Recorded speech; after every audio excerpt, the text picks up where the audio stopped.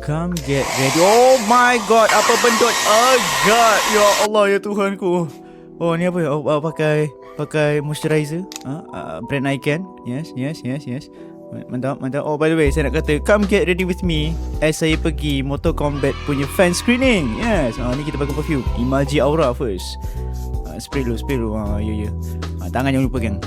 Tangan sedap bau dia. Ya. Spray lagi. Mantap, handsome dia. Lepas tu fit check. Kita nak pergi handsome, nak pergi wine sejuk, tak apa hal tangan tak masuk. Ya Allah, ya Tuhanku, ya mamat ni betul. Ni apa benda pula ni? Ya. Oh, ni apa? Tak center pula kasutnya. Apa shot gini? Wow. Okay, masuk kereta baca biasa lah. Ya, lepas tu drive baca biasa. Yang ni on the way nak pergi Sunway Pyramid. Jangan record sampai drive This guy.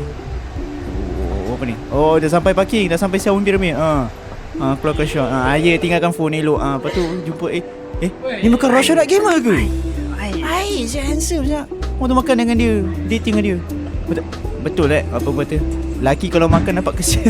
That's crazy. Tak kalau orang kau sama je. Lepas tu sampai booth Mortal Kombat. Ni yang kedua, movie kedua dia kan. Tak tahulah apa dia cakap ni.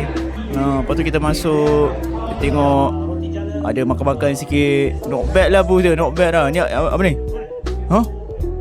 Menu? Apa hal pula make up tiba-tiba member ni? Ya Allah, feeling bonito. Are you feeling bonito? Okay, lepas tu kita ambil gambar kat booth dia. Lepas ni saya jumpa fans. Saya zoom sikit, kod korang kenang fans saya ni. Lepas tu bagi TGV. Kita pergi tengok wayang kat dalam tu. Ni saya tengah tunggu movie nak start. IMAX tu kan, besar gila screen. Ni saya tengah buat konten, member tengah tengok phone. Tak tahulah reply siapa tu. Orang betul. Lepas tu habis movie kita pergi makan. Best. Kita settle down. Settlekan apa. Okay, bye.